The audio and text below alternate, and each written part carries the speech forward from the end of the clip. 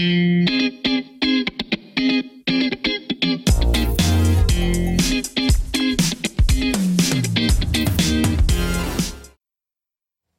watching Notepad with me, Ibrahim Sani. This is a live program because we want to highlight something that has just literally happened a few hours ago before we started this program. Let me be frank, we had a pre-recorded show ready for you, but we can't run that largely because of the massive thing that just happened today.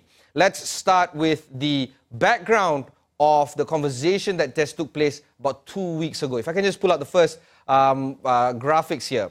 This is a story that was broken by Swiss Info. They say that Xavier Justo, the 1MDB whistleblower, is currently under investigation in Switzerland. Of all things, it's for industrial espionage. The second slide will basically talk about the highlights of what has happened here.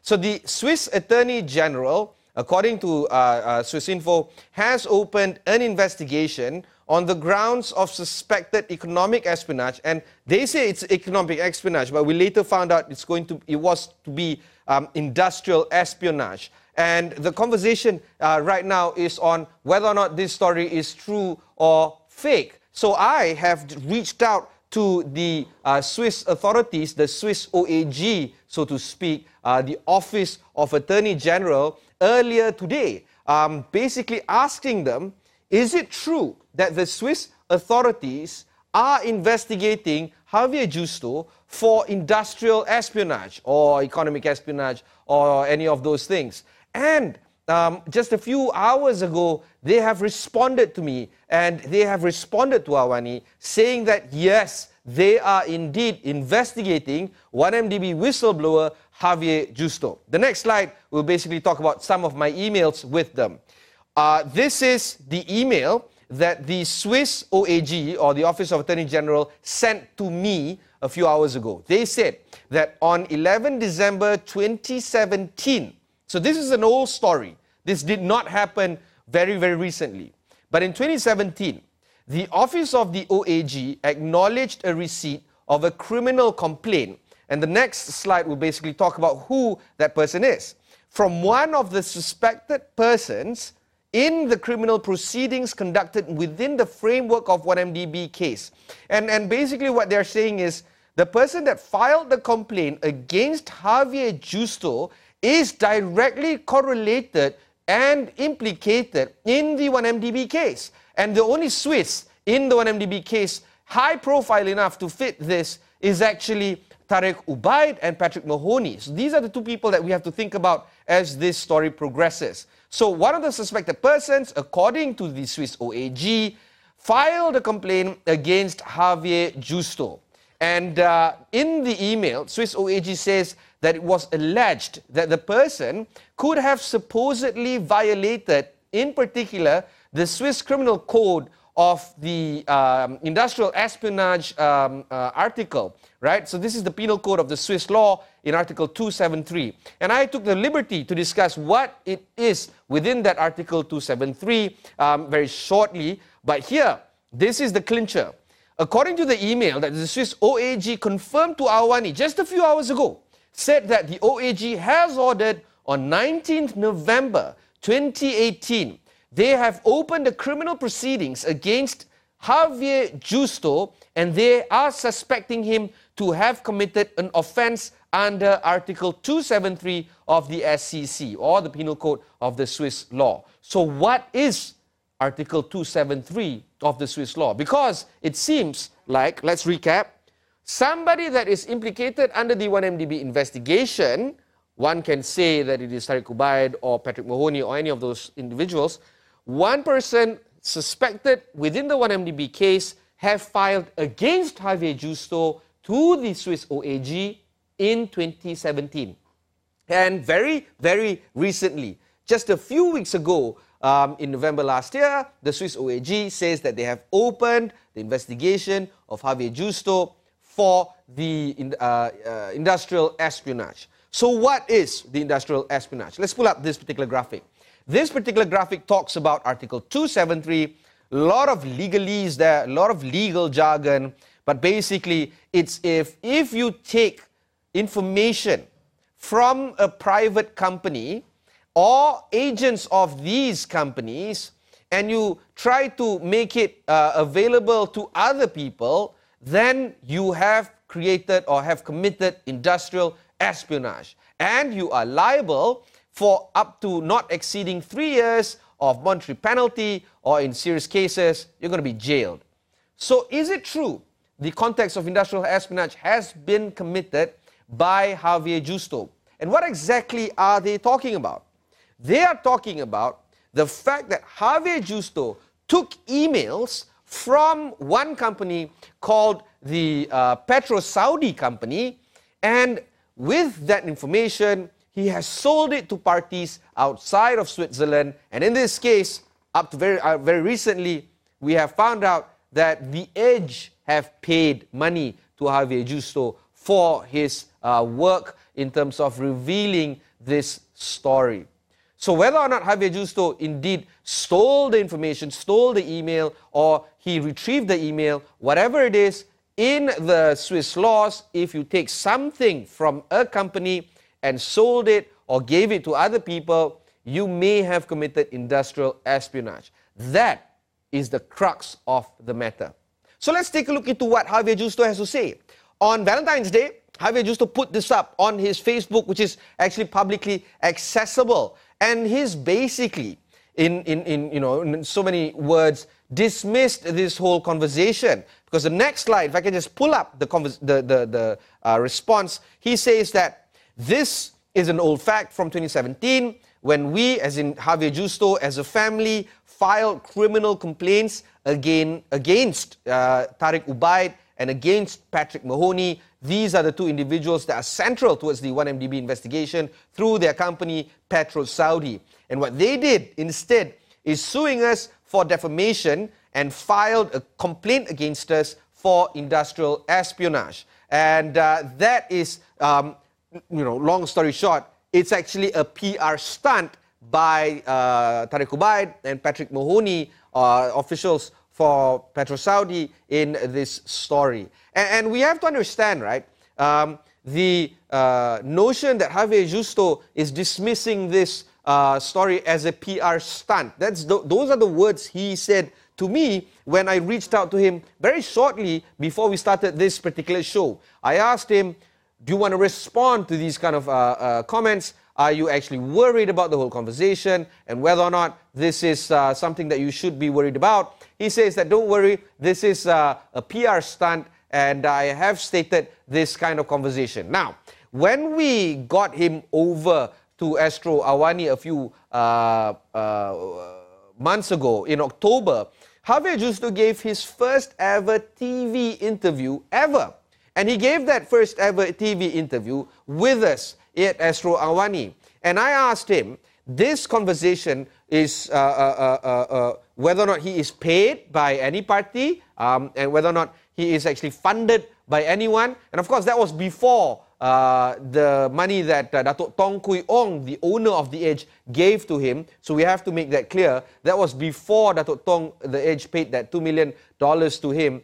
So at that point in time, I asked him in that first ever TV interview that he gave with Astro AWANI, whether or not he is funded by anyone. Here's the clip talking about that answer. I have to press on this. I think it's very relevant, the context of how you met the Prime Minister, or at least his people. Okay, I met him because I came to meet him. And to be clear, because some people have been asking that, I paid for my travels. Nobody invited me, nobody financed me, nobody gave me any kind of money or incentive. I came here because I wanted to be here, because the victory of Dr. Mahathir and this new government, it's also a little bit my victory. I'm not taking the cover, or it's not for my own glory, but I wanted to be there at that moment. I came here because I wanted to be here. Nobody called me, hey, please come, I will send you the tickets or whatever. I wanted to be present. It's very personal. But again, if you don't have, I've been through a lot. So this achievement means a lot for me and means a lot, of course, for my wife. course, he was saying that in the context of the general elections and why he's in Malaysia. But the conversation is also revolving around what was the motivation in him releasing that data to the public. Is it because of money, or is it because of something else? Is it because he wants to uncover the truth, or is it because of the fact that he wants to be spiteful against his former employers, Tariq Ubaid and Patrick Mahoney? We have discussed this story at length. In fact, the $1 Billion Whale book that was written by Wall Street Journal reporters has covered this quite at length. And again, we have had that conversation with the authors of the $1 Billion Whale on Astro AWANI, trying to unearth the motivations into why he released it. But Matt, the question of why releasing something is actually very hard to prove in the court of law. So I'm not too sure how the Swiss Office of Attorney General is going to come out and prove that there was an malicious intent in him trying to take away that information. If you read Xavier Justo's Facebook site, if I can just pull up that again, that particular page just now, not this one, the one before that, the page 1, that conversation of, I don't know whether you can see it on your screen, but he says that it was not taken, it was not stolen, it was actually retrieved in quite a formal fashion, so he didn't actually steal anything. It was not a theft. It was not a data theft. So it's one story to see how he's going to play out against the Swiss authorities in terms of finding out the truth, but it's also the conversation of the motivations into why he took those information away. So we'll pull back into the interview that we did with him the last time he came to Astro AWANI and asked him why did he do the things that he did. So I've been meeting a lot of Malaysians during my visits here. I'm quite a well-known figure in Malaysia. So the only thing I can say is trust your government, have patience. Because a lot of people would like to see Najib and company already in jail. But there is a process. First, you need to have a police investigation, charges, and a trial. Guilty or not guilty, it depends on the justice. You have to respect this. If you want to do it the other way and just arrest the guys and send them to jail, that's fine. But you will act as they will have acted. You will be as good or as bad as they are. So it's your choosing. Just have faith. It's a new start for your country. You have to rebuild a lot of things, a lot of confidence. You have a lot of financial problems ahead of you that you have to solve. So trust your government. So he says that we've got to trust the government. And he also says that some of the processes need to take place. And again, in that Facebook statement that he responded towards the claims of the Swiss investigating him, he says that that's the normal process. The thing has to include, Swiss OAG responding to complaints filed against him. So in this sense, because one of the parties that were involved in 1MDB has filed against a criminal complaint against Justo, therefore, the Swiss authorities have to investigate against him. So he argues that we have to let the law take place. So he says that this is nothing, formal, and journalists and the press and the media is just blowing this up. But is that story, carrying weight? So in context of that, we asked him, what's the cost of this? At the end of the day, if we don't stay vigilant and if we brush things aside as PR stunts, what is going to be at stake? He actually provided that answer when I interviewed him on Astro AWANI a few months ago. Now you know what can happen if you don't control what is going on in your country. If you give all the powers to a single guy that can be Prime Minister, Minister of Finance, and running the national fund, you may face another problem. But this time will not be his responsibility or hers responsibility if you have a woman as a prime minister. It will be yours. It will be the Malaysian people. Because now you know the consequences. So we know that the Swiss authorities are investigating Justo. We also know that Justo is saying that this is nothing into it, PR stunt. But at the same time, a few months ago, Justo did say that we have to remain vigilant because we know what happens if we don't stay vigilant, if we don't argue out the things that are happening. And that's why I will spend a considerable amount of time on this show discussing the events that has taken place over the past few weeks. Having said that, I did a short video at the turn of the year talking about the timeline of the things that have happened during the 1MDB story. Albeit the video is in Bahasa Malaysia, I will try to do one again in English to fit the show's format, I guess. But for now, here is the timeline of 1MDB right after the incorporation. We'll take a short break after this particular video. When we come back, we'll discuss the Indonesian presidential debate. Don't go anywhere.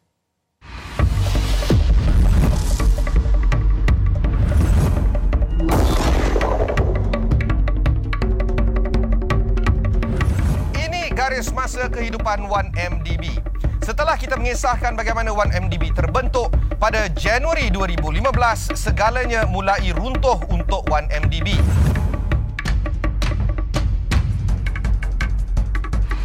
Bermula dengan Januari 2015, seorang warga negara whistleblower daripada Switzerland, Xavier Andre Justo, telah berikan lebih 227,000 dokumen email berkenaan dengan 1MDB kepada wartawan Claire Russell-Brown dan The Age Malaysia. Laporan ini diikuti pula dengan pemilik akhbar The Age Malaysia, Datuk Tong Kui Ung, telah berjumpa dengan Datuk Seri Najib pada Februari 2015 untuk membuktikan bahawa Joe Low telah mencuri wang daripada 1MDB. Pada Mei 2015, 1MDB telah menandatangani perjanjian sebanyak $1 bilion atau 4.2 bilion ringgit dengan International Petroleum Investment Company atau IPIC dari Abu Dhabi dengan tujuan membayar $975 juta hutang. Bank negara melancarkan siasatan secara formal terhadap 1MDB pada Jun 2015. Julai 2015, Wall Street Journal pula melaporkan sebanyak $700 atau 2.6 bilion ringgit telah memasuki akaun peribadi Datuk Seri Najib Tun Razak di M-Bank. Pada Julai 2015 juga, sebuah jawatan kuasa khas telah ditubuhkan untuk siasat 1MDB. Sejurus selepas ia ditubuhkan, pihak polis telah menggeledah pejabat 1MDB. Juga pada bulan Julai 2015, Tan Sri Muhyiddin Yassin meletak jawatan sebagai Timbalan Perdana Menteri setelah menyuarakan pendapat beliau tentang isu ini. Ogos 2015, pihak SPRM telah selesai dengan siasatan 1MDB mereka, menyatakan bahawa wang 700 juta American dollar adalah sebuah hadiah daripada Saudi dan tidak ada kena-mengena dengan 1MDB.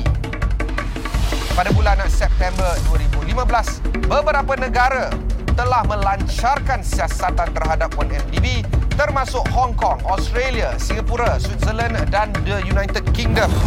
Susulan siasatan antarabangsa terhadap 1MDB, isu ini telah menjadi buah mulut bukan sahaja di rakyat Malaysia tetapi malah rakyat dunia. Ikuti perkembangan 1MDB dalam siaran ini, Garis Masa 1MDB.